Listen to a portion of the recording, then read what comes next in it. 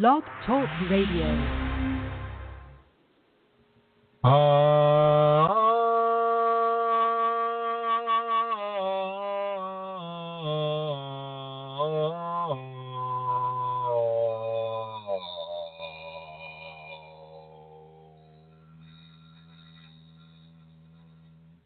Hello, everyone. This is Chrism, and I'd like to welcome you to this program about your Kundalini awakening, to this conversation about your Kundalini awakening. My name is Chrism, and we're just going to go ahead and dive right into it. A lot of many people who are spiritually oriented with regards to Kundalini, they sometimes have a very difficult time discerning when the Kundalini is coming to them and how that would feel, how that would sound, what that is like. And I want to kind of clear some of this up, at least. In my experience and in the experiences of others, there are certain signposts that the Kundalini Shakti will give you. And one of the signposts is, if you're contemplating or if an idea is being inserted into your consciousness that is about something that you should do, but you're feeling extremely ambivalent about it, and yet you know that this would probably be beneficial for you. This would probably do something positive with regards to your Kundalini and with regards to how your process is going and things of that nature. And yet you still feel fairly like, well, I don't really need to go. It's going to cost money, and money's tight right now. And oh my gosh, it's December, and I got to start thinking about Christmas, or any of a number of excuses that would come up for a person. That thought pattern, that where you should, but you're thinking of all kinds of reasons why you shouldn't. That, in many ways, is often a communication from your Kundalini. Okay, that is often a communication from your Kundalini. Now, I'm wondering if this chat room is working. So once again, folks, as usual, we're going to do a little test here with folks. I'm out here in the car, so things are a little different for me right now during this chat scenario. So let's go ahead and try that again, and I guess it's working okay. And send a happy face there. That should help. Yeah, okay, so it's working fine. So when you're being given the opportunity, or you're being given an instruction by the Kundalini to do a certain thing, to manifest in a certain way, a teaching or an experience, and you hear it, you feel it, you're just like, oh gosh, I should go to Oregon. This is what happened to me when I was contemplating going to Oregon to do the ayahuasca, which I had no intention of doing whatsoever. So I'm sitting there and I'm contemplating. It's like, well, gosh, Bend, Oregon, never been there, never really wanted to go there. And yet, I'm being invited to do this by a very trustworthy person, someone that I have a lot of the good positive vibes about, and another student's invited to go up too, and I'm just kind of going, well, geez Louise, it's gonna cost money, and it's gonna take time, and because it's in Oregon, I probably won't get to fly. I'll have to drive all the way up, 18 hours in a car, something like that. Well, I don't think so. I don't think so. And yet, that was exactly what I should have done, and that is exactly what I ended up doing. I want you to really begin to discern your refusal to do a certain thing with regard to the Kundalini, and whether that decision that you're making is truly coming from the Kundalini or from your ego, which may not want you to do a certain kind of thing, may not want you to experience a certain level of experience, may not want you to spend all that time in the car, all that time on a jet, may not want you to go to a foreign country, or, you know, the ego is very happy with how things are. Oh gosh, Chrism, you don't need any work. I'm going to bring Elizabeth Dalton Gonzalez on board here. Hi, Elizabeth. Hi, Chrism. Yeah, everybody, this is Elizabeth Dalton Gonzalez. She's the one that organized the Bend, Oregon experience. It's true. She's the one that did that, you know, and both Brooke and I who went, you know, we're kind of going, I don't know, it's a lot of time and money, and oh my gosh, you know, WTF, should we go here? Yep. And meanwhile, my Kundalini was not letting it go, you know. She just kept pushing, ask him again, you know, so. Well, she was obviously working on us. Yeah. Because we ended up going. I felt good about going. I just felt it was like, oh gosh, you know, I'm just going in support of Brooke and Elizabeth, so I'll just go and support them in their process, you know. I think it's very important. You know, so first of all, I want to thank you, Elizabeth, and your Shakti, your Kundalini Laranya. But I think it's very important for us to realize that sometimes, even though the ego will say, oh, don't do this certain kind of thing, or oh, don't do that certain kind of thing, that it is actually your Shakti that is just going to keep pushing it, even though it may be a gentle push. Like Elizabeth just said, you know, the Shakti said, just keep asking him, you know, keep offering that experience to them, and she did, and Brooke and I ended up going and having, you know, a very, very, very important teaching given, and a detoxing and a cleansing and all these things.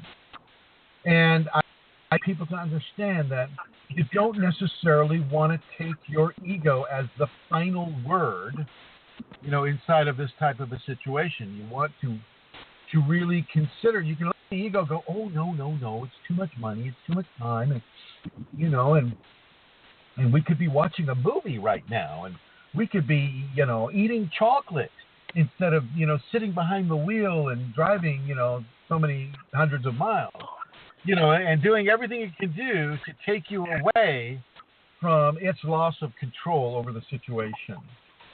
And I want you to really look at that, ladies and gentlemen.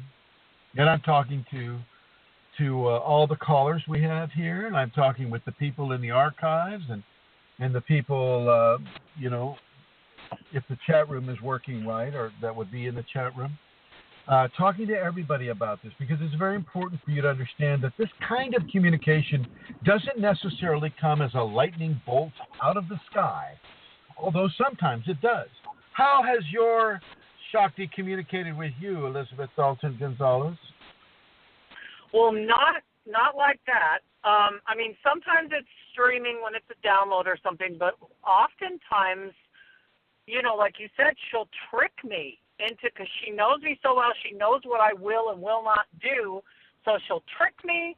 Or another thing, there is a particular sign in my town, and she puts up EDG3.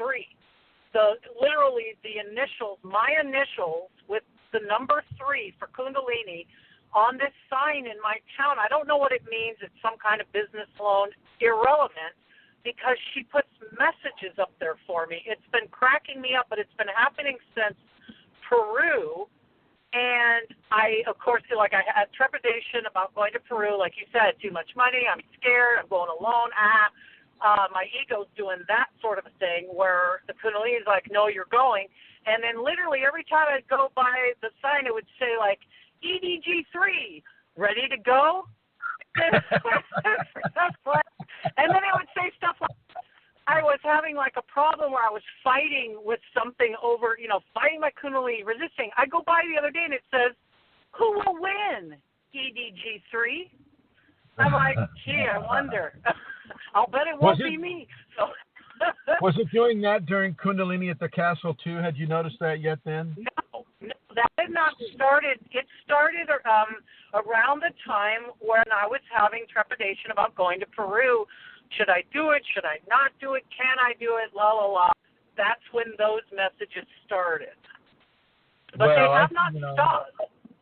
And this is actually a very, very interesting style of the Kundalini communication with you, the Shakti communication. And I've had this happen too. I will have a certain thing that is totally the language of the birds, right? The language of symbolism. And, I would have a certain, I'd see a certain feather, or I'd see a certain color combination, or I'd hear a certain sound, or some sort of a thing would just appear in front of me, and I would totally get that this is a communication from the Kundalini. And then you make you make the appropriate decision. But when it's something your ego doesn't want to do, like with you in Peru, Elizabeth, it's something that your ego's like kind of fighting against in a kind of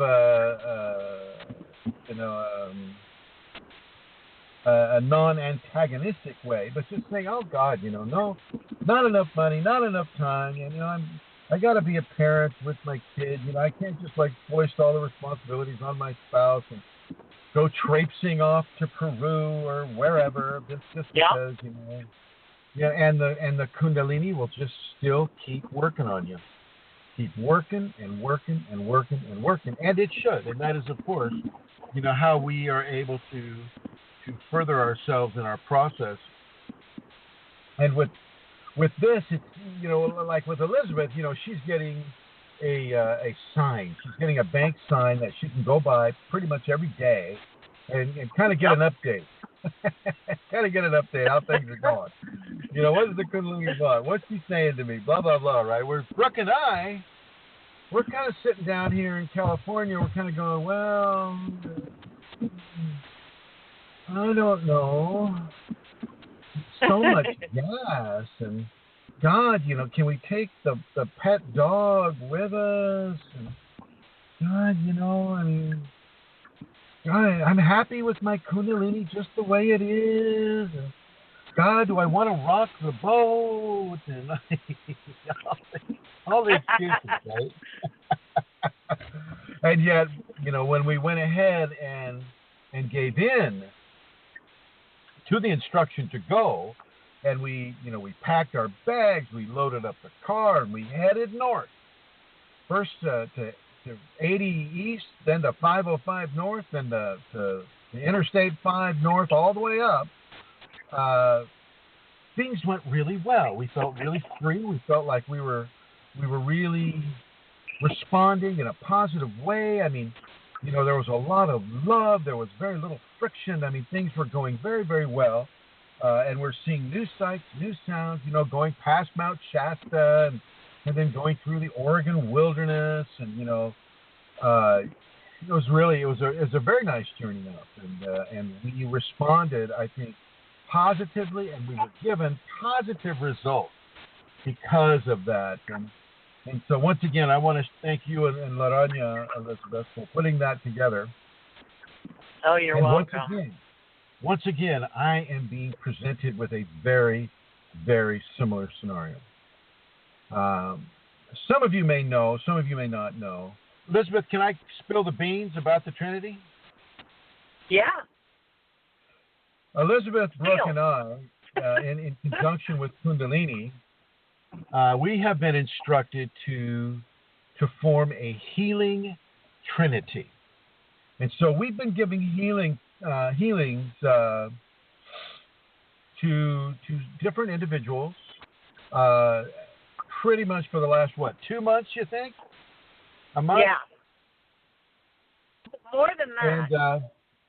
And in conjunction with one of these healings, the Kundalini of the individual spoke up to the person who's getting a healing and mentioned these words, John.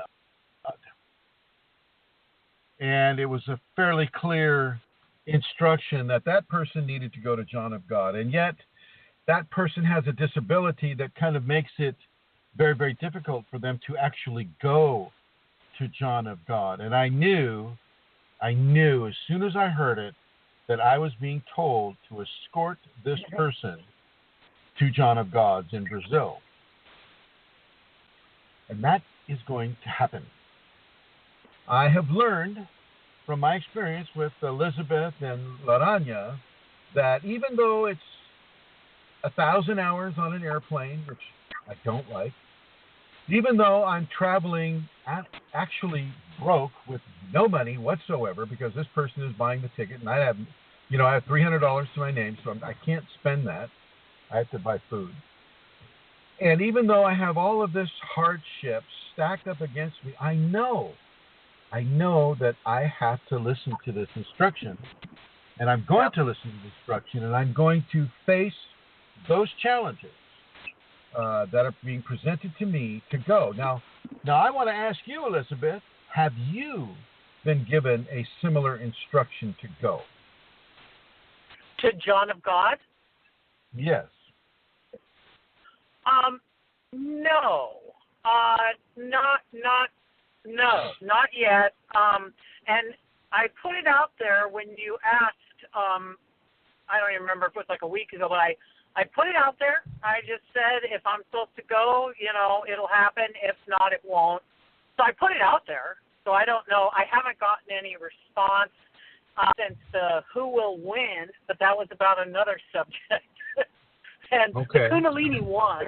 So now maybe I'll get a sign about that. But no, I have not yet received any means to go there.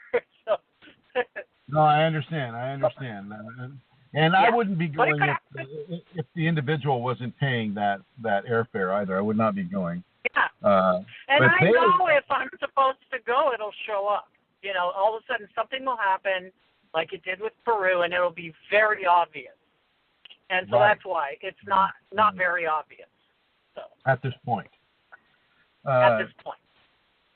So I just want to really give people an understanding that sometimes you must do that what your ego does not want you to do. I do not like traveling without any money. I don't like traveling broke. I don't like that at all. I don't like, sitting on an airplane, at 30,000, 40,000 feet for 17 or 18 hours. I don't really enjoy that either. But I am going to do that because even though I'm going there in the service of another, just that act alone is a great gift that a person can receive from the Kundalini by giving selfless service to another individual. So it's important. It's important to do, and I want to really welcome people who are receiving communications from their Kundalini to go and do a certain thing. Sometimes it's just to... I remember I received a very similar communication when I was driving down a lonely highway on a very, very hot afternoon. It was like over 100 degrees. And I saw a guy picking up cans along the side of the road, and I knew that he was going to walk for miles with that bag of cans, and that he would probably only get like maybe $13 or $15 from that whole bag of aluminum cans. And I was guided by my to turn around, meet him, stop him on the side of the road where he's picking up the cans, and hand him $40 and thank him for the work that he was doing. And I went ahead and did that. And another time, the Kundalini gave me a very, very strong compulsion when I saw what looked like an accident on the other side of the road. And I turned around, turned the car around, parked the car on the side of the road, went off into the underbrush to look for the vehicle, and somebody came right next to me. Some guy just appeared out of nowhere right next to me, looked at me, and he says, I'm off duty. And I have no idea what that means. So I said, well, okay. So we walked down the ravine, and down at the end of the ravine, there's this car, and it's right side up, and he said, I'll go check on the passenger, and I said, I'll go check and see if there's a fire in the engine or anything. And so the next thing I hear is a bunch of scuffling behind me, and I see that evidently the passenger was in a full-on fisticuffs with this guy. And they were quiet. They were just like, how men fight. They're just like, and the punches are being thrown. And I looked at that for a little bit, and I just said, oh, geez, I got to stop this. And so I tackled both of them, if you can imagine me doing that, Elizabeth. Yes, I can. I tackled both of them. They both went down, and it turned out that the guy that said I'm off duty was an off-duty police officer. Oh, my God. And the guy that attacked him was extremely inebriated and probably really didn't even know what he was doing. And, this is a very important thing, because perhaps if I had not answered that call, that cop would have had to deal with that very much alone. As it was, I grabbed his radio and put out some sort of a police code that he told me to do, and that sent about 10 squad cars on its way to us. But we were way out in the country, and so it took them a long time. And in the meantime, the guy's friends were prowling in their car, and they were just like, you could tell they were wondering whether we should attack us or not. But anyway, all turned out well, and nobody was hurt. But this is the kind of communication I'm talking about. This show will be called Kundalini Communications. She comes to you in levels of compulsion, and she will operate with you as with Elizabeth Dalton Gonzalez. She will give you a bank sign. Elizabeth gets a bank sign. And I've seen the sign. She showed it to me. It's a sign over here, and it's right. I think it's right near that organic store, isn't it? On the way to there. Yep. And it's right there. And I remember when Elizabeth sponsored a seminar at a castle there called Kunalini at the castle, and I want to thank you once again for that. And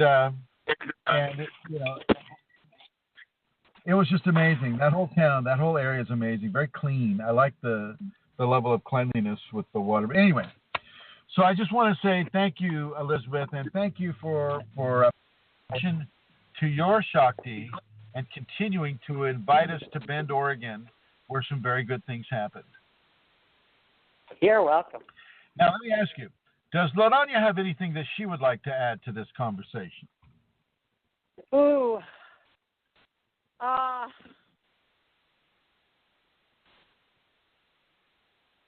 think the one thing I want to add is,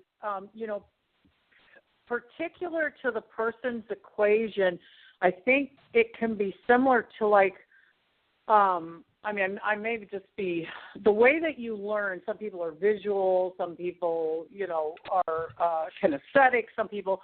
I think the Kundalini, because the Kunalini knows you so well, will latch on to those kind of things. So if you're normally an auditory learner or you're normally a visual learner, you'll see something. In other words, I would look for more signs that you would see with your eyes. But if you're somebody that feels a lot of things, look for your feelings to change around certain situations, or so I guess that's what Aranya is saying, is that the Kundalini can and will use all of those things when communicating to you. If you're an animal person, animals. If you're, like that, so that the Kundalini will use any and all ways that your ego finds an easier way to accept or to learn they'll use that. Or if the Kundalini knows that you're stubborn in a certain area, then they'll do things to get you out of, continuously to get you out of that same stubborn situation. It'll just keep hitting you again and again until you realize that you're being communicated with to do something different. Huh. Absolutely. Absolutely. I mean, she knows you. She knows you better than you know yourself in many ways. And so she knows the secret little levels of communication that kind of drive your car, so to speak, drive your vehicle, so to speak, right? Yeah. So yeah, very visual. And she will also use a very strong level of coercion with regards to the different qualities of communication that she can come through, such as sound or a certain music with a certain kind of lyric or a certain color combination, or some sort of wildlife, like if perhaps you're walking in a place that she doesn't want you to walk, maybe it's dangerous or something, and some sort of wildlife will come at you, kind of like forcing you to stop and go, wait a minute, what am I doing here? Let me give you an example of that.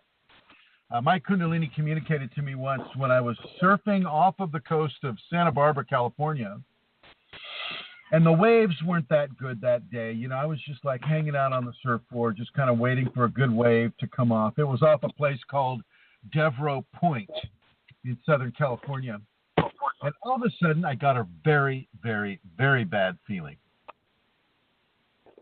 I wasn't sure what it was because I'd never felt that thing before. I'd never felt that way before. And so I just kind of pushed it off to the side. But all of a sudden, I started scanning the horizon for shark fins. And after scanning the horizon for a little while, I just decided, I said, this is not fun. I'm not going to do this. And so I started paddling in. And at the time, people were waving at me from the cliffs up, and I waved back because a lot of people just kind of wave at surfers when they're down there. And I got up to the cliff to where they were on my way back, and they said, yeah, we were waving at you to come in. There was a really big fish swimming around you out there. I thought, oh, jeez Louise. That was the very last time I decided to go surfing off of Devereaux Point, partly because I moved away, but that's another way. That's another way that you will be given a communication. And so I want everyone to pay attention to their Shakti, even as it comes, say in a fearful situation, but also as it comes in a very beneficial situation. As I've related on this program before, a friend of mine came up to me when I was especially without money, and he said, oh yeah, there's a casino opening up on the hill, let's go. And I said, absolutely not, I'm not going to do it. Well, the Kundalini pulled me to do that, and at that time I knew to follow that advice, and I ended up winning close to $5,000 at that casino, starting out with something like $38. So it's not just for dangerous situations; it's for positive things too, positive opportunities. But you've got to get out of the way. You've got to get that ego out of the way of her communication to you, even though she will keep communicating to you, even if your ego is in the way. She'll just use those different levels. And I want to thank you and Ladanya, Elizabeth, for coming on the show and giving us some fine conversation. Thank you. Thank you, Chrism. And putting you in the blue, and I'm going to come up here to I would like to introduce a person coming on the program right now. This person is a prolific writer on the Kundalini Awakening Systems 1 website. And, she's in her own level of Kundalini activation at this point. And she is interested in setting up a scenario that would actually require specific levels of Kundalini communication. I'd like to welcome to our program one of the founders of this program, Amelia Santara. Hi, Amelia. Hi, Chrism. Hi, everybody. Good to be here. Good to have you here. Yeah. what about your communication with your Kundalini, and how are you able to discern the communication of the Kundalini, say, from the communication of an entity, a benign entity? Well, that's interesting, Chrism, because I have had entities, and there's an entity that has been with me always, actually, for quite a long time, sometimes more obvious than other times. We're not talking about John. No, and there's John, but Sorry, also John. there's ego, you know. Also, there's ego. Yeah. Well, for me, my communication with my Kundalini comes. I mean, I understand what you're saying about compulsions. You know, Kundalini communicates to me not in words, but in kind of like a block of knowing. Very often visual flashes, and the visual flashes are always associated with Kundalini. They have never been associated with an entity. The visual flashes, it's hard to explain. I think they could be called like downloads, maybe visual downloads. I'm not sure. It's almost like an old movie, Chrism, but very, very fast. And I totally understand that. When I was in that casino, I was in the cashier line where you're cashing in your chips, and I thought I was way ahead at that time. I was like maybe $1,000 ahead, and I was ready to go home. And I stood in line, and as I was standing in line, the Kundalini flashed the image of a machine. What do they call it? A gambling machine. What do they call those? The one-armed bandits, yeah? Yeah, whatever those machines are called. She flashed that machine in front of my face, literally in full living color, in life size. I mean, it was there for a microsecond, then it was gone. And I was told that I was not done yet. And I went around the casino and I looked for that machine. I found it. It was a Crystal Sevens machine, and I played 60 of that $1,000 in it, and that thing hit for $3,400.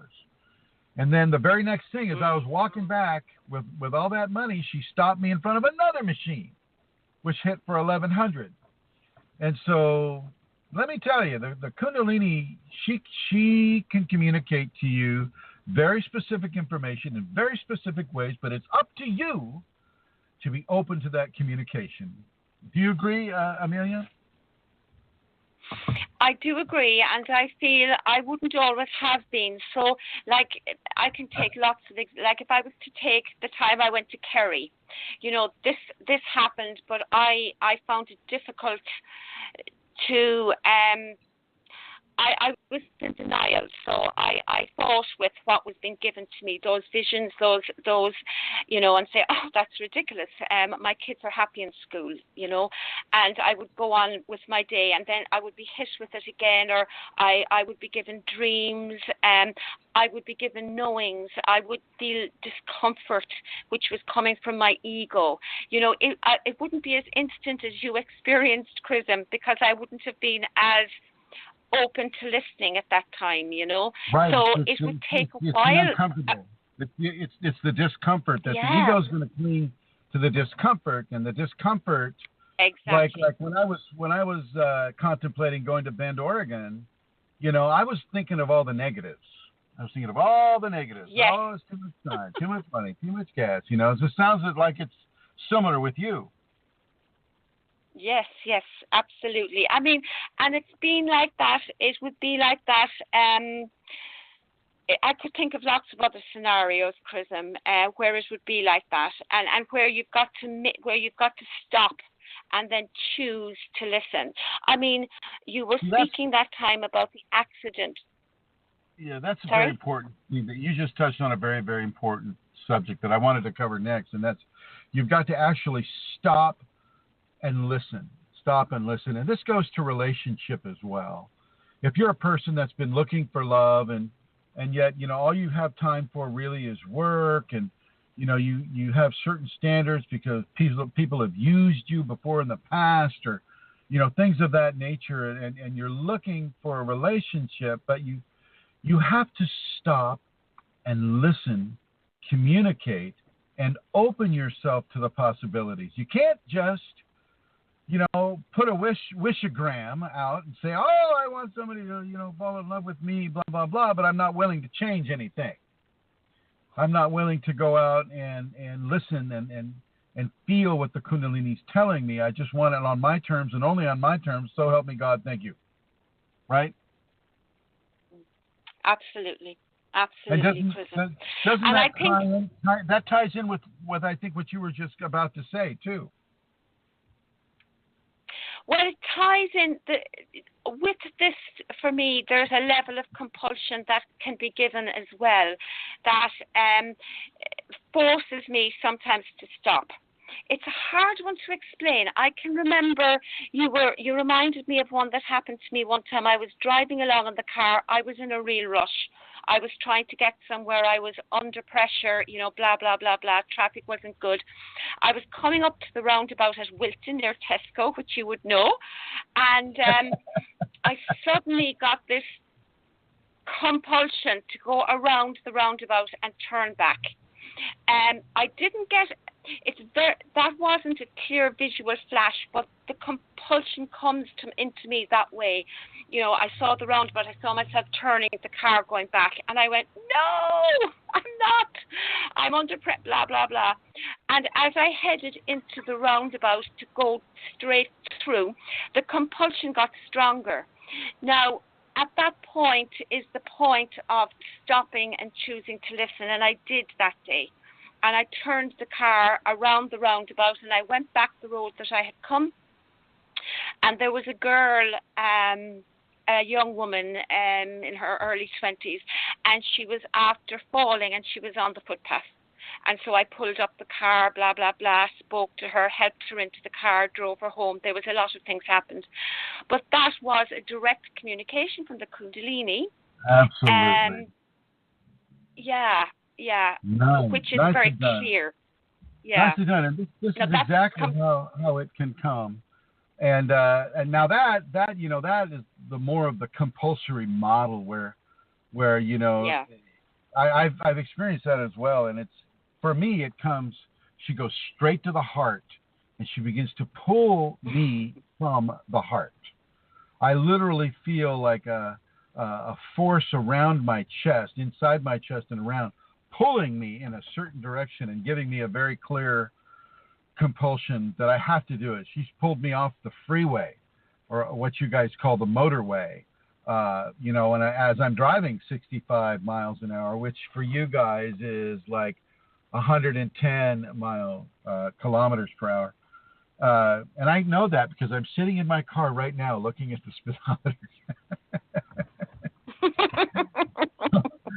So yeah, I know that feeling, and it's really important for people to understand these levels of communication that come through. Now, I asked you a very important addendum to this question of Kundalini communication, and that addendum is: how are you, Amelia, discerning between the Kundalini and an entity? Okay. Well, the first thing is, Chrism, the La, la, la, la. Okay, so I know. I'm thinking of the entity experiences that I have had, you see? And the ones, so I'm going to start by saying the ones that I had that were very obvious were very negative. They were things that were pulling me away from the Kundalini. Very powerful, and they were compulsions as well, but they were things that were pulling me away, that were not good for me in my process. Now, they weren't damaging anybody. They were pulling me towards behaviors and towards negativity in that sense. And going around and around in my head, not thinking, not me thinking in my head, but it being inserted into my thinking, not my thinking. Right. And No, I so understand. that would be, but I would be aware that they were entity, but they could be extremely draining. And so when that would happen, there would be a certain fighting set up initially until I came to realize that I would go straight into, surrender to my Kundalini and devotion to my Kundalini to ignore what was being given for me. More recently, I have had more subtle communications from entity. And actually, I would have had some communications that I really felt as if they were from Kundalini, but I felt they might have been from entity. Now, I'd have to go into the explanations of it. It turned out to be from my Kundalini, but it's I don't want to go there, Chrism. But That's it okay. was a battle for me. I think you've covered an important aspect of that communication, I feel, and that is the corruption aspect. Typically, a certain frequency of entity communication will be of a corrupting nature, and it can be subtly corrupting or it can be overtly corrupting. But this is one thing that will help a person to discern whether it is Kundalini or an energetic creature called an entity that is trying to corrupt the person away from a positive event or away from a helpful service-oriented event, or away from anything that is of value for spiritual evolution. These entities would represent, and sometimes it's so stuck with it that it makes it very hard for a person to discern the truth from the lie. And in that case, I'm going to counsel you to just begin to invoke, verbally or mentally or both, invoke your Kundalini into the process and see and feel how the response is received by you, within that situation. It's very easy for entities that have been with a person for a long time, like the one that you're talking about, Amelia, has been with you for years and years. And it's very easy for it to insert a thought into you or to insert a communication into you. And it's very easy for a person to respond to that thought or information by virtue of a level of complicity that is old over time. It's like a well-worn glove or a well-worn shoe. It's very easy, and it fits on your foot very easy, fits across your hand very easy. And so, especially under times of stress, these entities will try to step forward and initiate their agenda upon you, knowing that you're kind of at a disadvantage because you're inside of a stressful situation. And I've seen this happen over and over and over, and it's happened with me too. And so you just want to really take a step back, talk with your Kundalini, say, Kundalini Shakti in me, is this real? Is this coming from you? Is this the instruction that you want me to follow? You say it really fast, or you think it, and you'll get a level of clarity, at least a yes or a no, or a Y or an N, or a red or a green, meaning stop or go. And you'll get some sort of a communication that will give you a level of clarity within that moment, at that time, as the stress and the pressure is building upon you. I want people to really, really understand. Sorry. Go ahead. Thank you.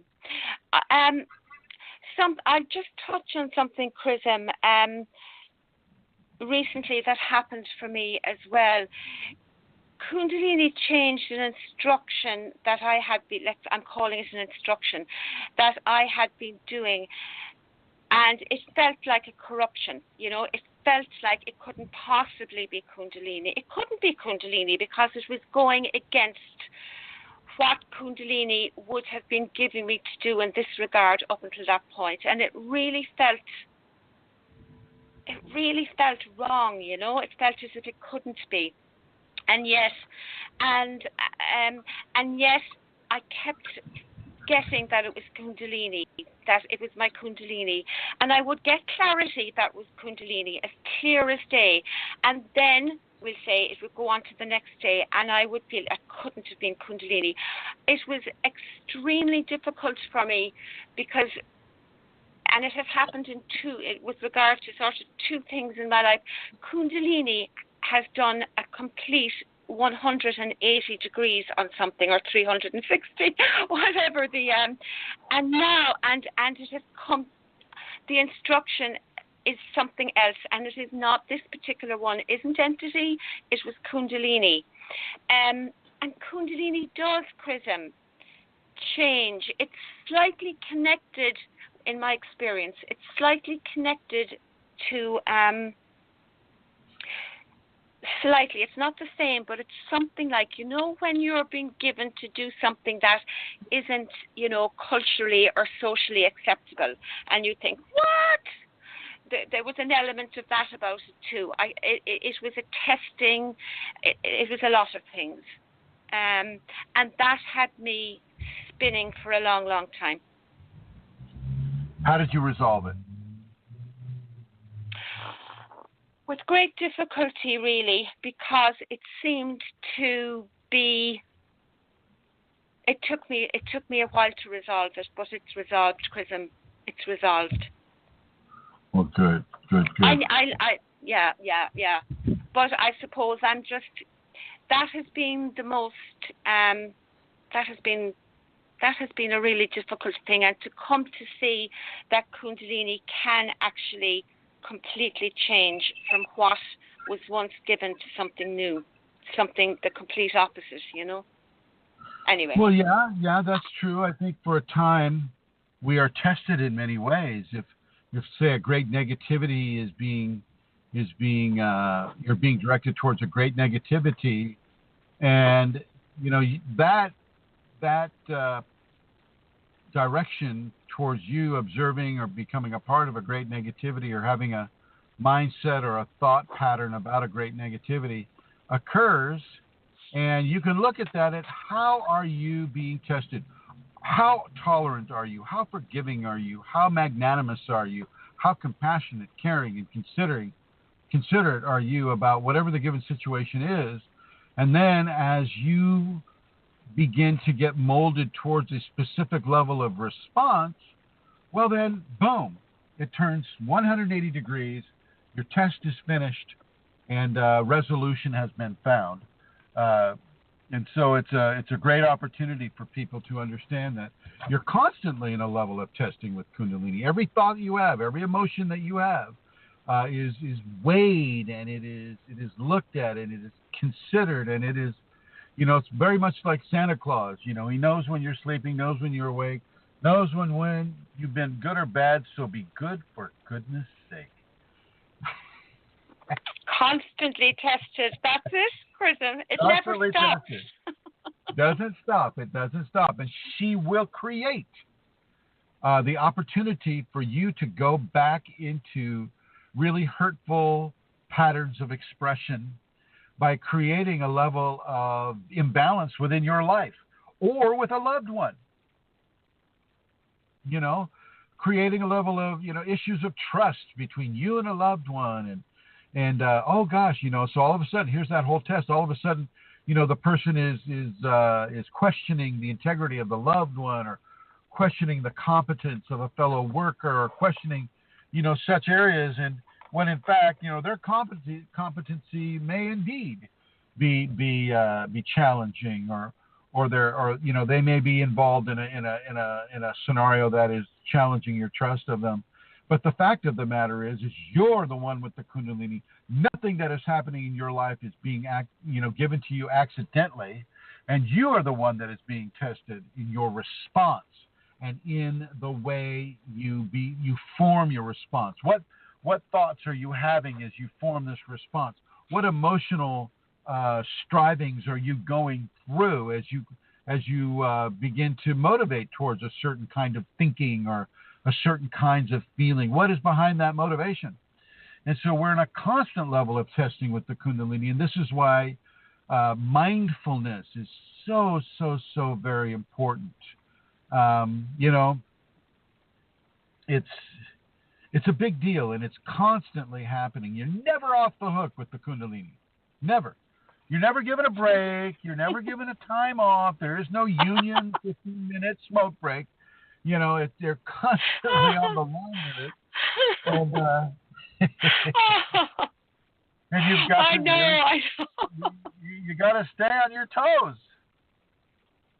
You got to stay on your toes with it. I remember recently, I just couldn't believe it. I had just come through, a heart issue and a physical pain heart issue, lots of going on. And so I had just come through an element of that, because very often it's an element or an aspect, and she allows me to work on that for a while, because I can be very slow. And, she allows me to work on that for a while, and I feel, well, that's done.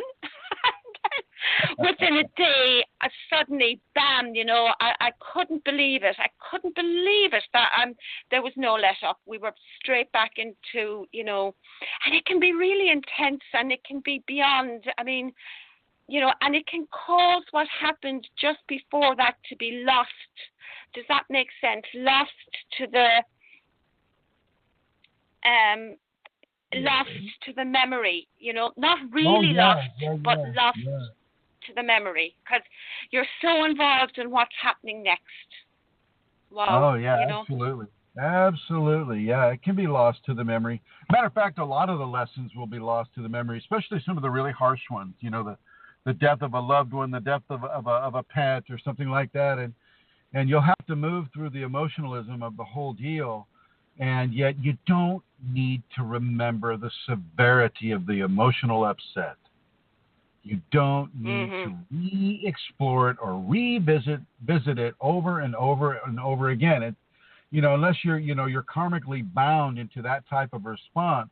Typically, from a Kundalini response, she will let you have it once, and then she initiates the healing, and she really tries to bring you away from levels of grief. I had one woman that I gave a Shakti pot to on a park bench, not a bench so much, but like a picnic table, out in the middle of a Georgia park on the coast of Georgia, the United States. And the Shakti pot went well. I did the whole Shakti pot with her, and she was practicing the safeties, the whole bit. But like 3 months later, her father dies, and she was extremely close to her father. And wham, she went into a severe level of grief, complicated by the amplification from Kundalini, and she cut off communication with. She blamed me. She blamed me for doing that with her, and having her father die. Later on with that, it took a long time for her to get through it. She was over a year in grief. Over that one incident. It was a natural death. It wasn't an accidental death or anything. But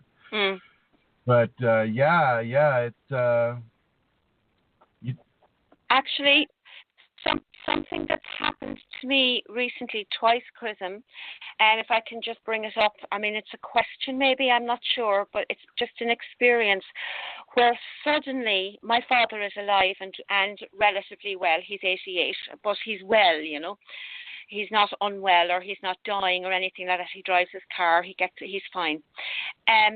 But I have suddenly, in my day, felt as if he is dead. It is like I'm hit with the loss of my father, and I feel the grief. I really feel the grief, as if it is real. And that has happened twice to me recently. And then it goes away. She's getting you used to the idea of him passing. She's starting to plant those seeds so that you don't go into a tremendous level of grief like this woman I'm talking about did. Very, very hurtful, very, very difficult levels of grief at the passing of a loved one. And with the amplification that you have from your Kundalini, she's starting to just begin to to flavor your life with, with his passing? Yeah. It's gonna happen. Oh, I know. And I've lost my mom. I know my mom has died. I mean, I know that, and he's 88. So it's not like I'm here going, oh, but at the same, and I love him dearly and all of that. But it's just out of the blue, At the same time, Amelia, you're here going, oh. You are. Yeah. It's just not invited. I'm thinking, oh, what a beautiful day. It's not a lovely sunrise or whatever, and then boom, I'm like, it's just strange. I was mortified. It was very strange. I was mortified. When my father passed, I was mortified that I was going to get floored with grief. I was going to get floored with grief, and he went very quickly, and I was able to, and you were there too. You were part of that whole process, Amelia. And, he went very quickly, but it kind of painfully. The last time I saw him, I said, "What are you doing still here?" And he laughed. He said, "I know." It's just like, we got to go. And it doesn't have to be a life-shattering event. It doesn't have to be, if it's in a natural way. And I don't see your father is going to go he's going to go a natural way too, just like your mom did. Yeah, my mom's wasn't pleasant. It was a bit like, but I think he is too, and I agree with you, and I know that, and I'm going, it'll be fine. I'm actually fine until I'm suddenly not, as happened there last week, So anyway, okay. Now I want to say, let's see, Andrew Lucariello, one of our guests on the Flash Chat, he says, I experienced intense grief last year after losing one of my cats to a horrible illness. That plus Kundalini syndrome made for a hellish period that lasted for many months. Absolutely, Andrew, that can totally happen. Totally happen. And yet you have got to understand that the Kundalini in you knew what was happening with you. It knew when to introduce you to a specific level of death, because it could have prolonged that cat's life indefinitely for a while. I had the same thing happen to me with Kundalini. I had a beloved pet pass away, and wow, man, did it hit me hard for crying for days and days and days. And so I totally understand what you're saying with it. Let's no joke about it. I mean, a pet is as precious to a person as a child is to a person. I mean, pets and people, love does not know boundaries when it comes to cherishing the life force and the communication and the love that is passed between two different people or two different species, whatever it may be. And so, and Andrew continues, he says, I'm so grateful for this community. Not sure how I would have made it without y'all. And he said, many, many lessons it taught me that I'm just now understanding. Well, I want to congratulate you, Andrew, for passing through that stage of education. For people, and this isn't just for you, Andrew, this is for other people too. If you would choose to begin to explore out-of-body experiences, you will be literally shown, that death is just a birth into another dimension of consciousness, another level of life that goes beyond the corporeal.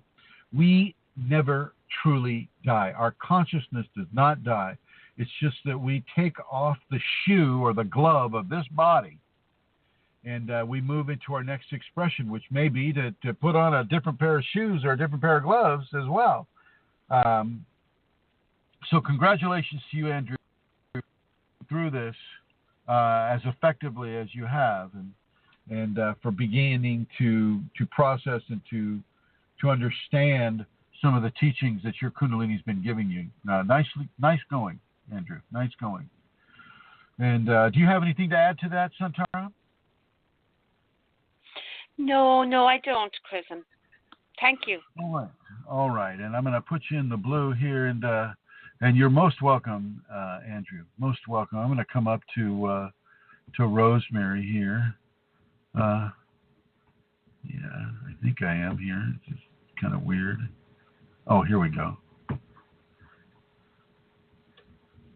So it's slowly but surely bringing Rosemary on. Hello, Mother Superior. How are you? Hello there. I'm fine.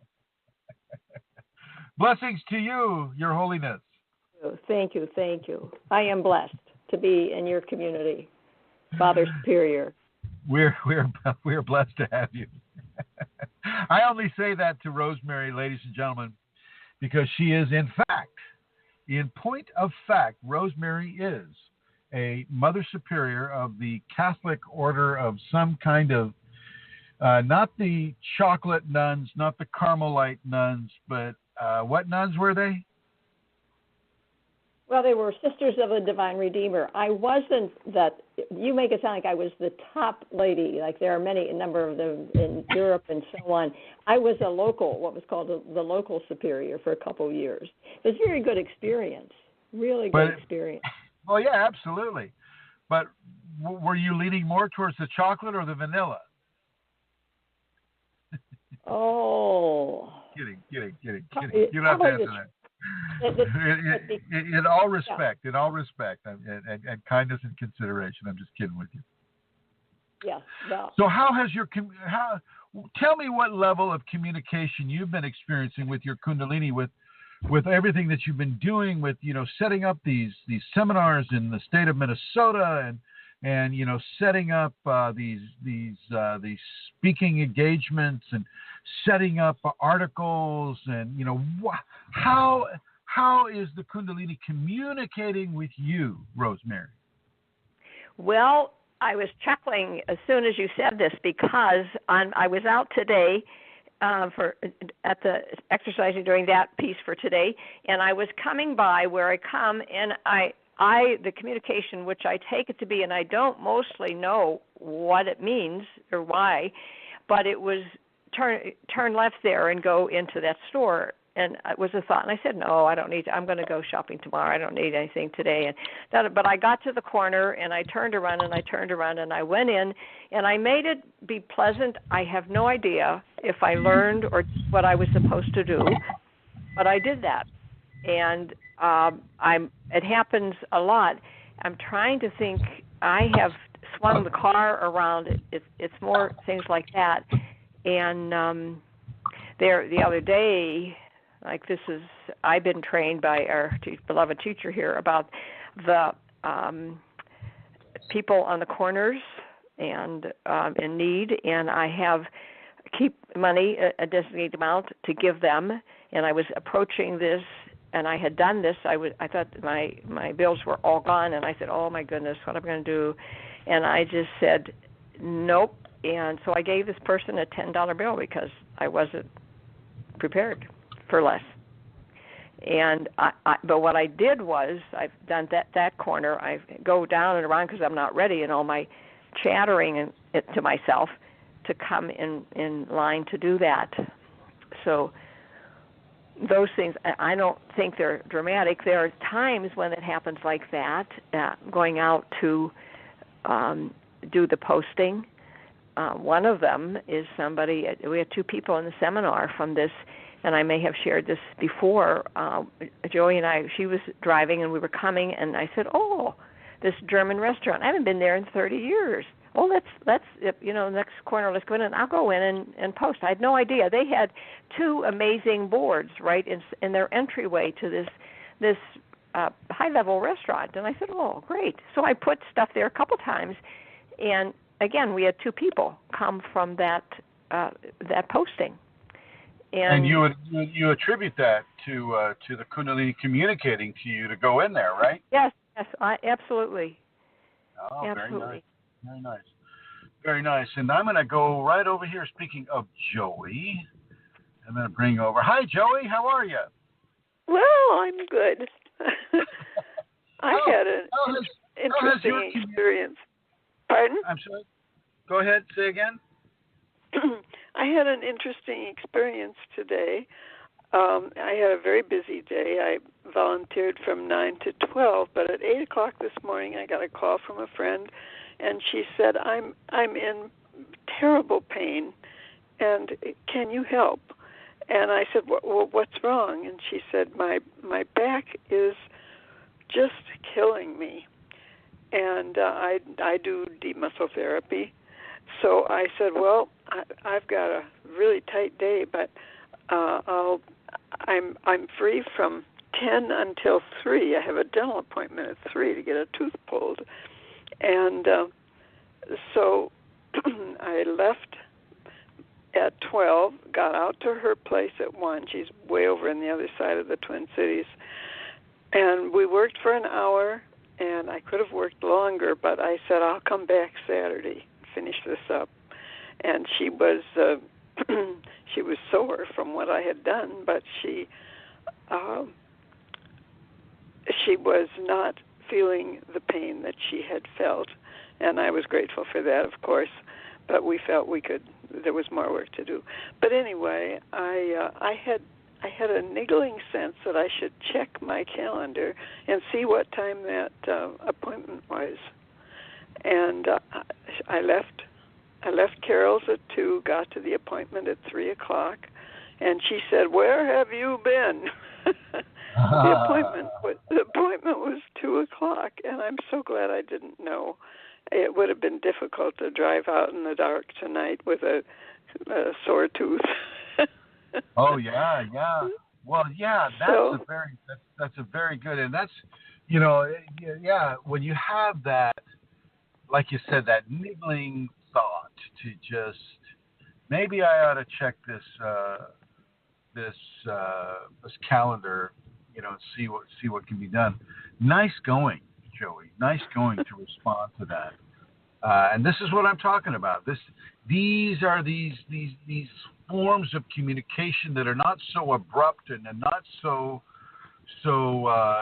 sound worthy, or you're not hearing them with your ears, you're feeling them with your heart, you're hearing them with your mind more than you're using, say, your 5 senses in a way.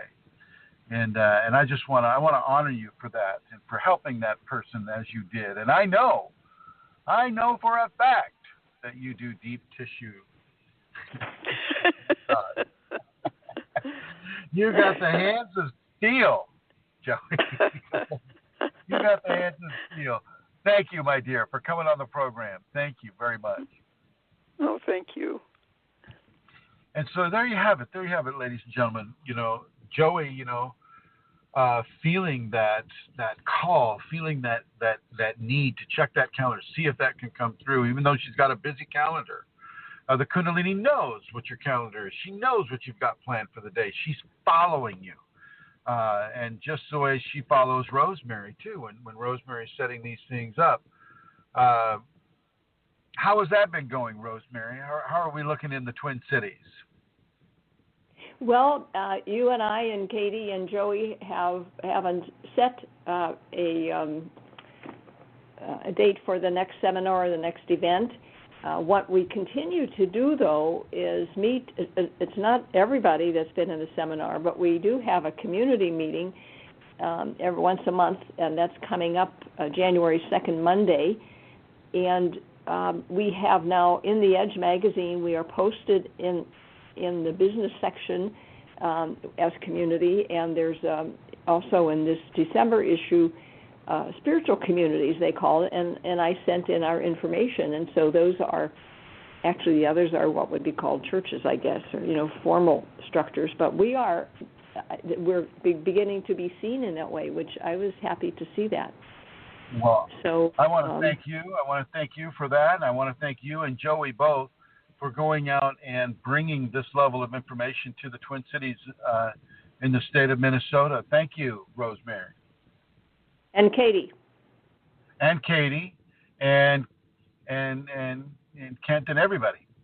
Everybody's doing it. Davey and everyone. Yeah, so thank you all. Jeremy with us last time. I think we don't have any expos set up yet, but there will be some in the springtime. Thank you. Thank you, my dear. I'm going to go ahead and put you in the Shiva Blue. And bringing Santara back to the conversation. Hi, Santara.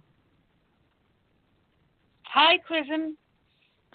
Okay, now have you had an opportunity to collect any questions about the Kundalini?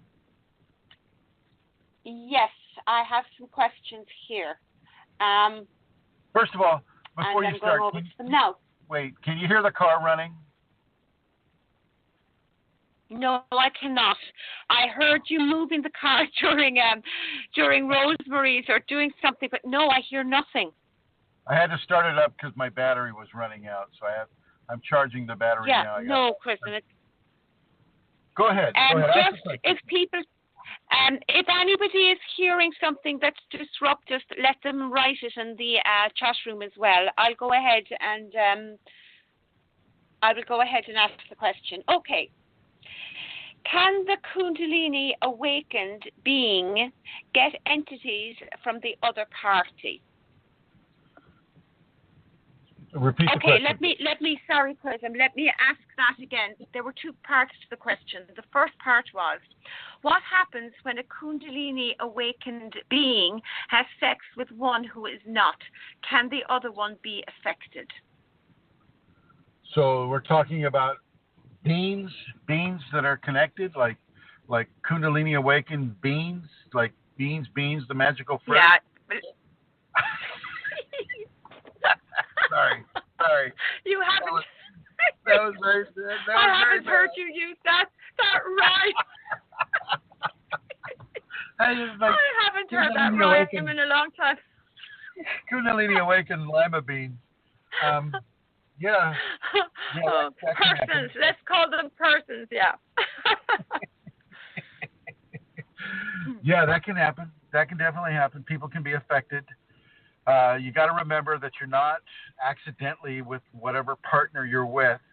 Kundalini knows their spiritual, energetic anatomy and whether or not they should be responding to its presence next to them or inside of them, depending on what level of experience they're talking about, whether they're having sexual contact or just emotional contact, things of that nature. And you don't have to have sex in order to have this affect you. You can just be in the presence of the individual that has the Kundalini being. And that little magical being can have a definite effect on the unawakened or the unactivated, very much so. But it's going to depend on the level of spiritual evolution, the level of energetic evolution that the unawakened or the unactivated have around that Kundalini awakened person. If that was not the case, then you'd be awakening people just, going to the gas station or putting, going grocery shopping, or, you'd be leaving this wake of awakened people behind you. Now, that may come to pass at a certain point. I'm certainly not going to put that out of the realm of possibility. And this does happen with people of the caliber, say, of a Christ or a Buddha or a Rosemary, or a Manisha or a Santara. I mean, they're actual people that have reached a level of activation that would cut through levels of spiritual evolution that have not yet been attained. But this is not common, and that would not be an accidental thing either.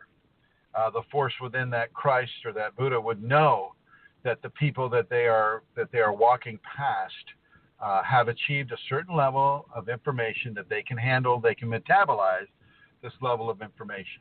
So yes, that can definitely be, a person can be affected by a partner that is having Kundalini. They can begin to manifest certain levels of Kundalini as well.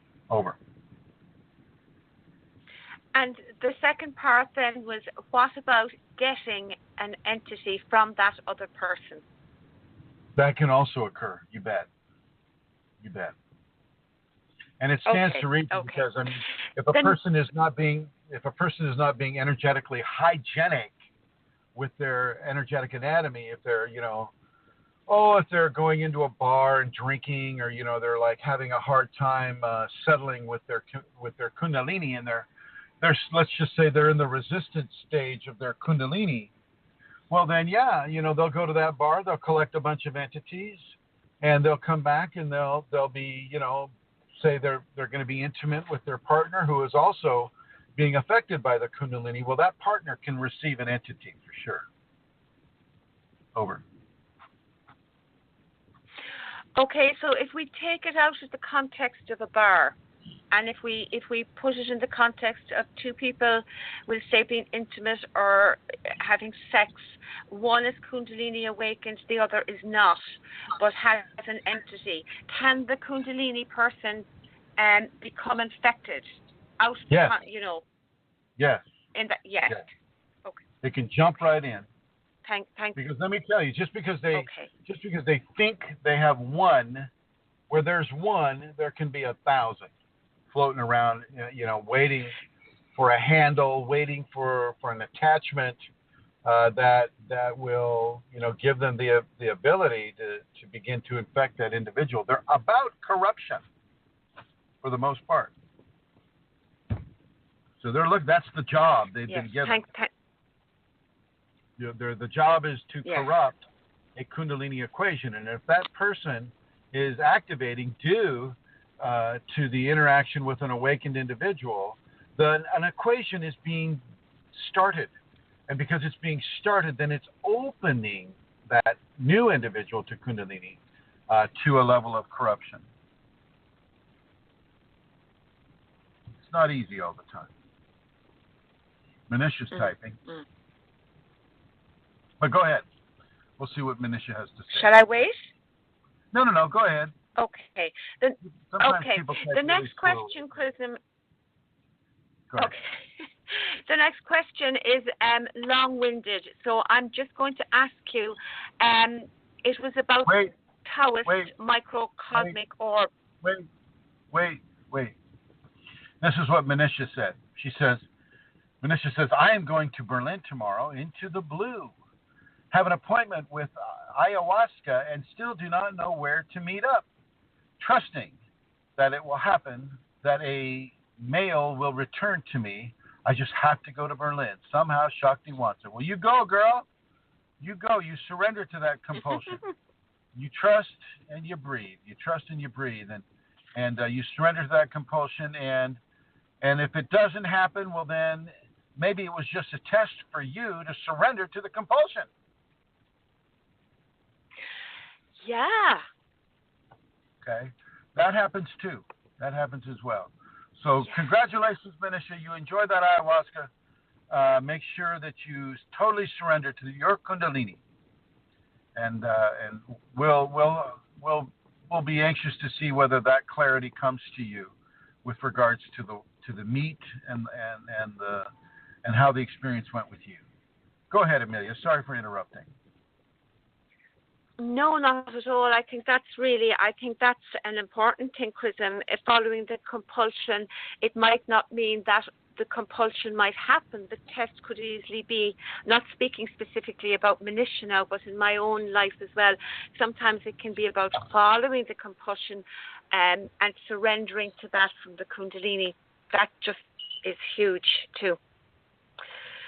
Yeah. I'm just remembering back. Okay, moving on. Microcosmic orbit, Chrism. Can you say something about that, please? I know you've spoken about it before, but you have something written in the, I think it's on the Yahoo group, about practicing that. And is that something that you think it's good for people to practice? It's also the microcosmic. There are two orbits. Two orbits. One is called the microcosmic orbit. One is called the macrocosmic orbit. And one happens on the exterior of the body, and one happens going up the spinal cord. It's also called the circulation of light. No, one does not have to do that. Aside from what the Asians will tell you, and some authors write books about the microcosmic, macrocosmic orbit, and the multi-orgasmic person, and all of these things. And the Taoists are really, really strong with their belief that the micro and the macrocosmic orbits can do this or that with a person. And I really find them to be expressions of egocentric controls that the mind of an individual will try to insert over the Kundalini in order to push it a certain way or to have it do a certain thing. I remember early in my process, I was working with a guy named Glenn Morris, really nice guy, really like him. He passed away in 2006 after Hurricane Katrina. He was helping people with Hurricane Katrina fallout. Really nice man. But he was very much a proponent of the Taoist techniques of controlling the energetic expression. And I certainly didn't agree with him on that. But I tried it a few times. It's like at the time I was having some entity contact that was fairly negative. And so I would pass the orbit right over them and allow the orbit to consume them. But I found it to be overly controlling and anti-surrender to the Kundalini, the consciousness of the Kundalini. And I thought that even though it is a form that people like to partake of because it takes a level of fear out of the process, i.e., now I can control the process. I'll do the microcosmic orbit and the macrocosmic orbit at the same time, and I can just roll right over those entities, and I don't have to change, and I don't have to do any of the positive behavior changes or the noble behavior changes. I don't have to be forgiving or compassionate. I don't have to be tolerant and patient and honest and truthful. I can just roll right over this process with that macrocosmic orbit and not have to make any of these positive changes because I really don't want to have to do that. And I'm really responding from a level of fear. And so let's attack.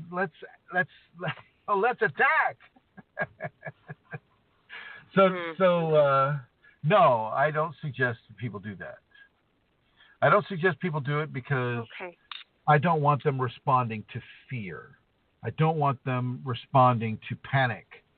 When an entity comes, it can be a very panicky type of situation. All of a sudden, you feel like you're infected with some sort of a consciousness that is trying to get you to let it control your body.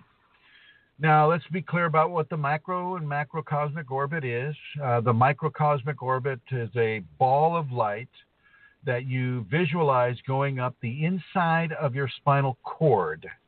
And as you bring that light up inside the spinal cord, it goes to the back of your head, then it bounces to the front of your head, to the forehead, the inside of the forehead, and then it comes back down the spinal cord, only to be bounced back up the cord to the back of your head, to the front of your head, and it's kind of forming a long, elongated triangle. The macrocosmic orbit, meaning the large orbit, is the same ball of and then the big secret that I'm not supposed to tell you. So you guys are getting this secret thing from the Taoists. You're not supposed to know. So I want to see copious donations for this secret that I'm exposing to you here now. The big secret. The big secret. Oh, I love this. Go on. The big secret of this of the microcosmic orbit is that you spin the energetic ball to the right. Oh yes. So it's not just a stationary ball of light; it's a spinning ball of light, and so that's one of the big secrets for the Taoist version of the microcosmic orbit. The macrocosmic orbit does the same thing, but you're following the outside of the body. So you're going over, you're starting, say, from the anus, and you're going up the back channels, the back of the following the spine, but just going over the top of the skin, over the top of the head, down between the eyebrows, down between the nose, down between the lips, and I'll assume, through the tongue and down the bottom lip and over the chin and down the neck and between the breasts and, over the umbilicus and down through the lower parts of the body, over the genitalia in a very similar fashion, then back to the anus and the rectum, and then back up, and so on and so forth. Or you can reverse it and you can go up the chest and down the back as well. Now, you're supposed to do both of these, the micro and the macro, at the same time. And this is what a lot of the masters like to do in the Orient, in Asia. And, of course, in Asia, they only recognize the first 5 chakras, from the root to the 5th chakra in the throat. They don't really recognize the 6th or the 7th, which is more of a Hindu rishi type of an observation. But, I have experienced the 6th, and I experienced the 6th and the 7th all the time. Today, on the way to seeing a student, I was in levels of bliss at a stoplight, just like heaving with joy, heaving with bliss, and just hoping that it would stop by the time the light turned green, which of course it did. And so I recognize more along the lines of the ancient rishi than I do of the modern contemporary Asian understandings, not diminishing either one or putting either one ahead of the other. I just recognize more of the 7 chakra system than the 5 chakra system. 5 chakra system recognizes, from a Taoist perspective, the circulation of light, or the macro cosmic orbits. You heard it here first, folks. Probably not. It's very old. And Chris, it is, and I know you've written about it on the old original Yahoo group, and you just said, about doing it and that it can't do any harm. But are you saying in the years since then, in a Kundalini context, that it's best not to do it, that it's typically done because of fear and wanting to control, and that's best not done because it's anti-surrender? Is that? Yes. No, I know. Yeah. I don't know that I was I think I was trying to alleviate people's fear. I was running into a lot of fear postings about, entities taking over and corrupting lives and destroying lives. And I was looking for a way. One woman in particular, and I should probably tell this story, even though we're running a little low on time, but I'll tell it anyway. Beautiful, beautiful, wonderful person, lived in some of the northern states in the United States of America. And she was very, very much within the Kundalini activated state, verging into the awakened state, getting a lot of phenomena. And she responded to her Kundalini by falling in love with a guy, like a rock and roll type of character that was espousing a level of demonology, and she fell in love with him and became corrupted by those levels of entities, that her mind became so corrupted by these entities that they could fabricate a crowd of young people outside her window, and she would see each one, and they would be trying to control her. And so she was in severe levels of psychosis. And which is not, you start going into these areas, and your mind can be taken over, and you can see things that are not there for everybody else, but may seem like it's there for everybody else. And so I was looking at different ways to help her mitigate that problem, and I lost her. I lost her to that. She capitulated, and I lost contact with her, and it was, I needed to really find a way to make things more powerful. At the time, I was really looking at that, and I just hated losing a Kundalini person to this.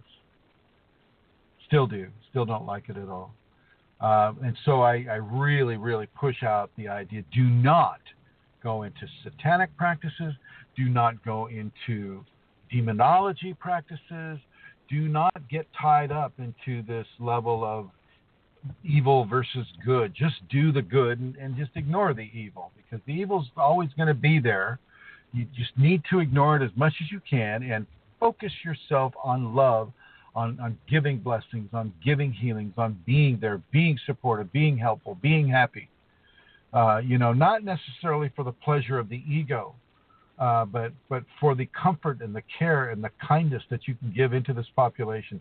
This is the fulcrum of why you're having Kundalini here on this world. This world is a level of hell. This is a hell realm. The earth is a hell. And it's very important for people to understand that within this hell realm, you're being given the opportunity to go the other way, to not buy in to the corruption and to the control and to the fear and to the hurt and to the into these levels of programming that are being offered on this world in a very natural and strong way, certainly these days, with the levels of child pedophilia and the corruption that's going on in populations by governing bodies such as those in the United States and Britain and other areas of the world, Russia, Croatia, China, you name them. Every country has this level of corruption that's going on. Everywhere. Yeah. Everywhere, yeah. And so this is where the Kundalini person is giving the opportunity to rise above these levels of corruption. And these levels of corruption will try to attach themselves to the pleasure centers of your brain so that you begin to take pleasure from giving corruption into the populations. And this, of course, is a descent into the abyss. And you don't want to go there. This woman went there. She went there, and there are purveyors of Kundalini teachings on YouTube, on the internet, that are doing this actively right now. They are totally possessed, and they are bringing in jillions of young people and other people and getting them possessed and used and abused, and you name it. I mean, it's very, very difficult for a person like me to become very, very big in a world where possession and sexual violence and all these repressions are being so forcefully allowed and advertised and programmed into the populations. Don't know how I got on that, but there it is. I know, and I'm feeling, because people are programmed now and they're not even seeing it, Chrism, in terms of what they're... Anyway, okay, can I ask another question? Yes. I'm pretty sure Kundalini energy is stuck in my head. Any advice on getting it down out? Thank you. Yeah, I would do the 5 Tibetans. I would do the safety protocols, which is the 5 Tibetans, the alternate nostril breathing, the meditation,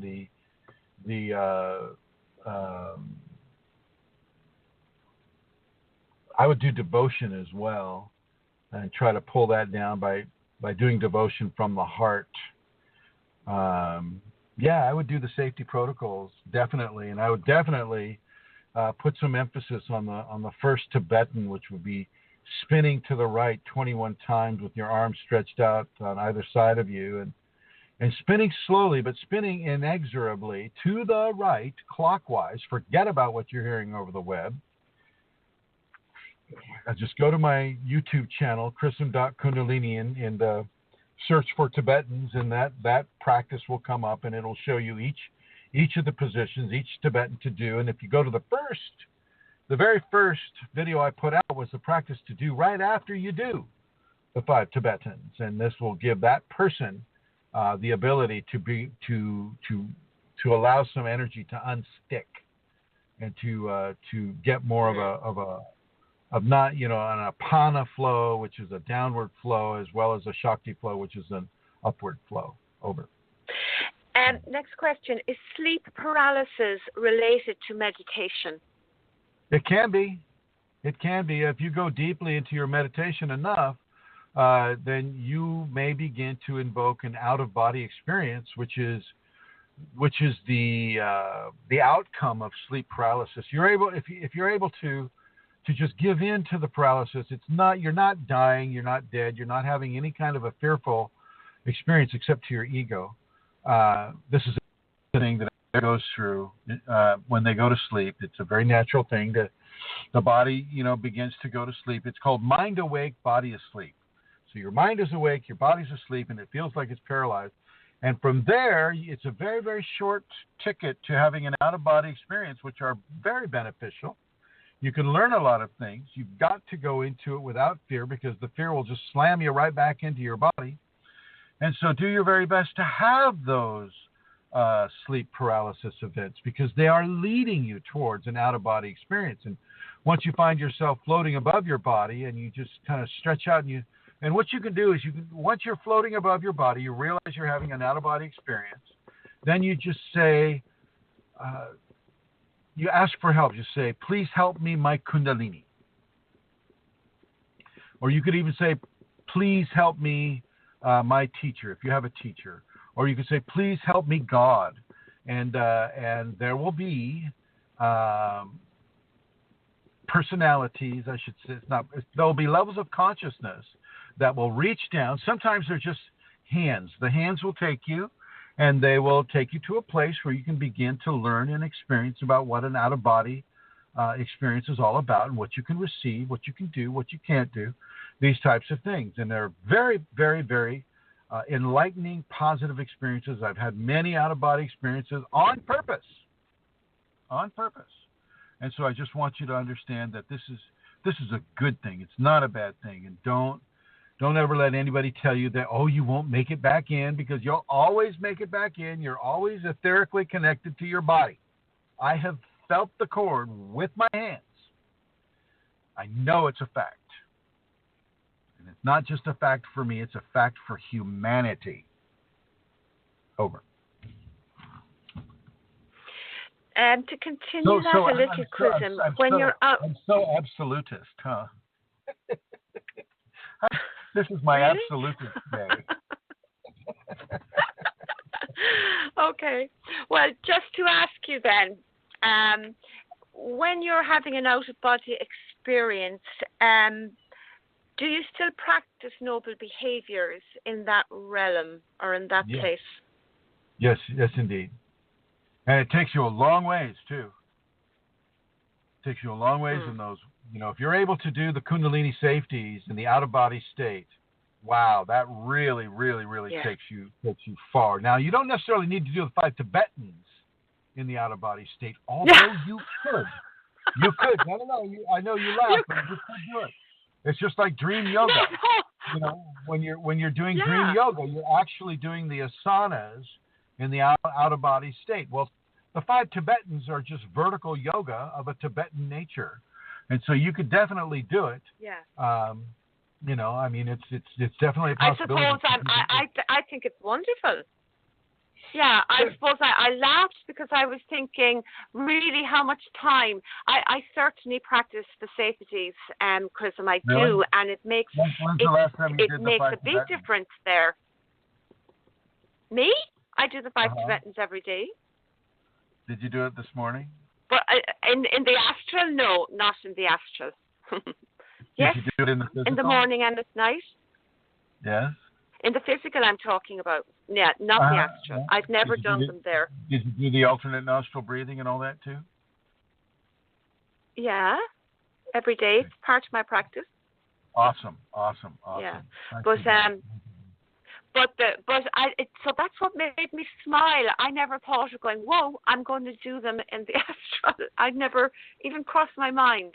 But I do practice the safeties, and it does the noble behaviors, the safeties, and it actually makes a huge difference. But yeah, okay, the Tibetans, that's interesting. Next question, Chrism. Okay. It's not so much a question, but you made a post, and this is what you said. And would you say a little bit more about it? You said, I would like everyone to have a Christmas tree this year that truly represents a Kundalini equation of themselves in the middle of the season of the sacred feminine. Make it a living tree if possible and plant it. This is beyond religion, beyond technique, a complete representation of enlightenment. Well, I just like Christmas trees. It speaks for itself, I know. You do not. You gave me that instruction back in 2011, and it has really affected me. So I would love you to be enthusiastic about it for everybody. Yeah. No, it's a very real deal. The Christmas tree is a representation of the pineal gland, the pine tree, which is what a typical Christmas tree is, a pine tree, and the ornamentation upon the Christmas tree and the lights upon the Christmas tree and the little angel at the top of the Christmas tree, or even if it's just a spire or some of the things that people put on the top of the Christmas tree, well, that is an indication of the godhood. That is the indication of the divine, and the gifts under the tree are the siddhic skills that comes with the Kundalini. The ornamentation is the beauty, and it's the divine descending upon the corporeal individual, and Christmas really, from a outside of a religious standpoint, Christmas is about Kundalini awakening. All from the little elves, i.e. the little entities, i.e. the little red and white mushrooms that you see down there. These mushrooms are actually real. They're called Amanita muscaria. They are not poisonous, but they are very hallucinogenic, and they will put you into a place where you can actually, observe some of these entities one-on-one, which is how people even knew about them at all. They were having Kundalini, they're having an experience on the Amanita muscaria. Everything from the chimney, Santa Claus is dressed in red and white, red being of the Shakti, white being of the Shiva.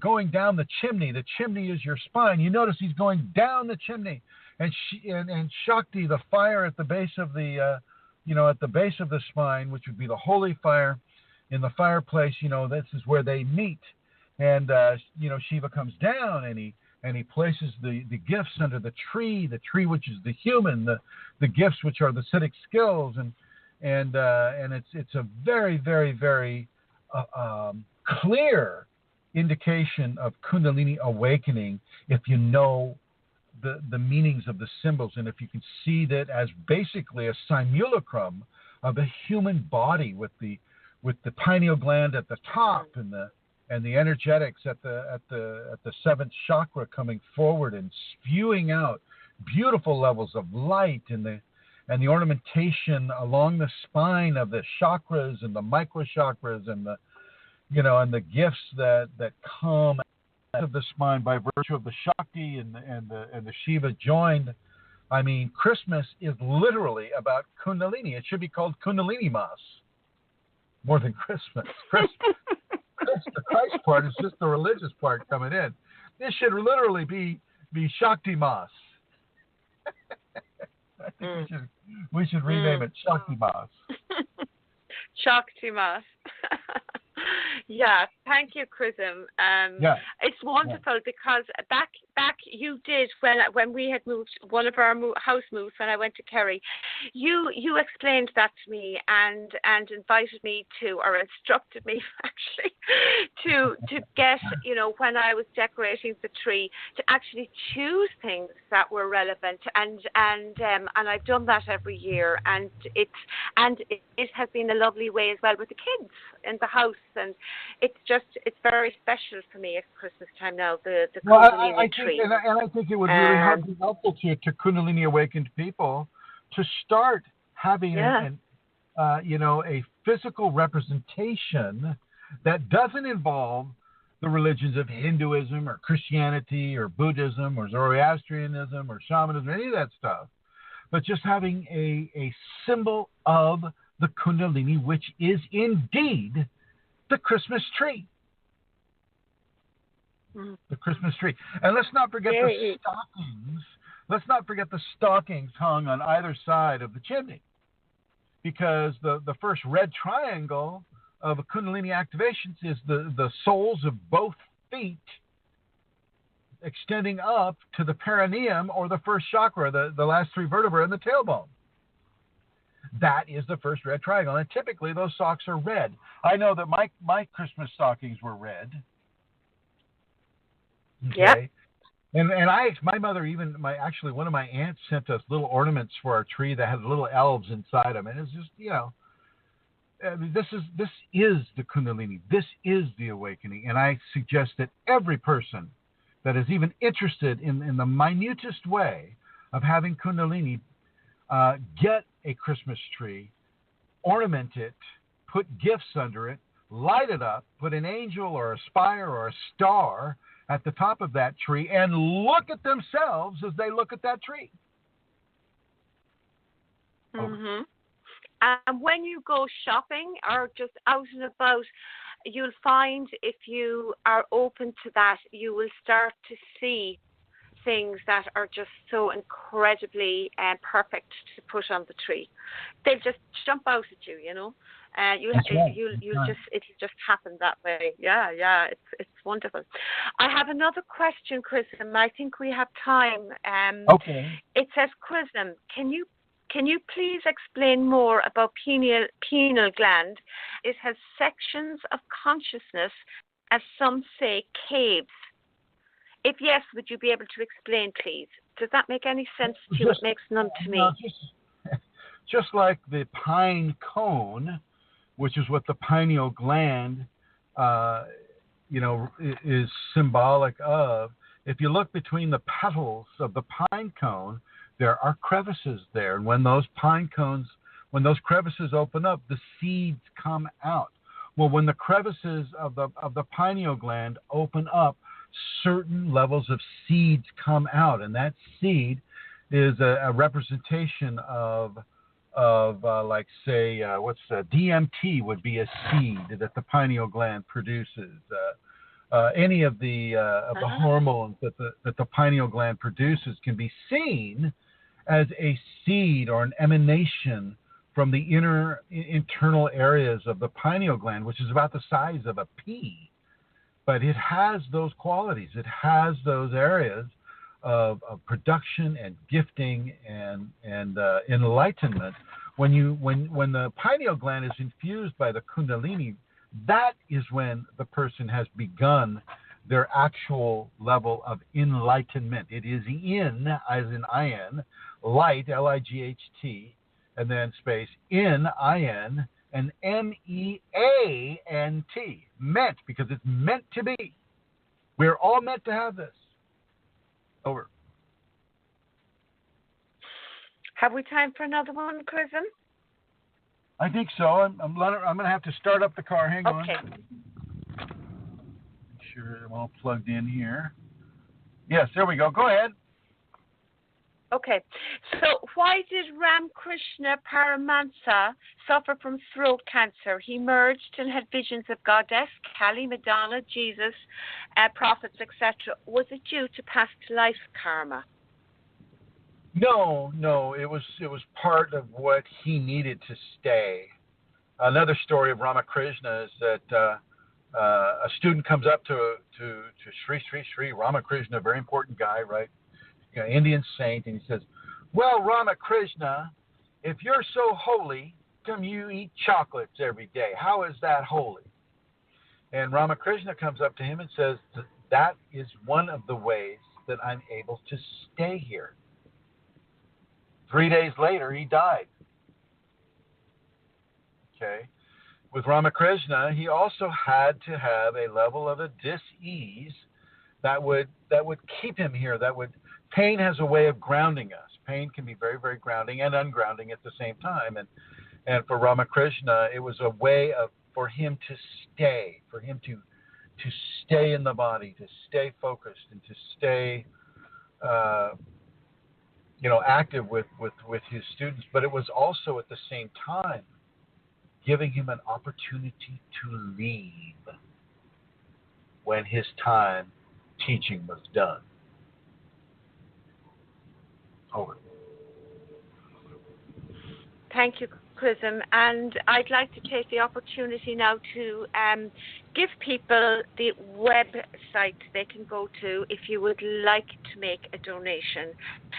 You can make a donation however small. It'll be very, very welcome, and it assists greatly. And there are a few places you can go to now. There's a wonderful new website that has been created, and it houses the Kundalini safeties. I mean, even if you're not making a donation, I would suggest you go there. It's a beautiful website and really worth looking at. It's very clear, and it gives all the teachings and the Kundalini safeties there. It's very easy to remember. It's www.kundalinisafeties.com, and there's a donate button there. There is also a donate button on Chrism's blog spots, and one of them would be www.chrism-kundalini.blogspot.com. And another website where there is a donate button, and again is a new website that is really worth visiting. It's called www.kas1.uk.com. No, there's no dot. Well, let me say that again. It's www.kas1uk.com. And that is a wonderful website. Yeah. So you can go there and you can read the teachings and enjoy the websites and have them as a reference. I mean, they are such a gift and such an amazing facility, and so easy to go to. And you will have your questions answered there very often by just reading the teachings that Chrism posts on these places. So I would encourage you to do that. And then if you're in a position to donate, I would also encourage you to do that, please. It is extremely necessary and very helpful. So thank you all very, very much. And that's it, Chrism, from me. Okay, well, I would like to thank everybody for coming on, Elizabeth and Joey and Santara and Rosemary. I'd like to thank everybody in the chat room, Andrew, Atlantic, Manisha, Mary Jean, iMagicArt, and Miss Star Booker, who was there for a little while ago. I'd like to thank all the people in the archives that will be listening to this in the future. And get that Christmas tree, everybody. Get that reflection of who you are becoming, and for many of you, who you already are, and honor that tree. Get a living tree if you can, not a dead one. Don't go out and cut a tree down. Get a living one if you can. I don't care how big it is. It could be 6 inches tall, but at least it's a reminder of what you're becoming, what you are, a person that is coming into levels of enlightenment.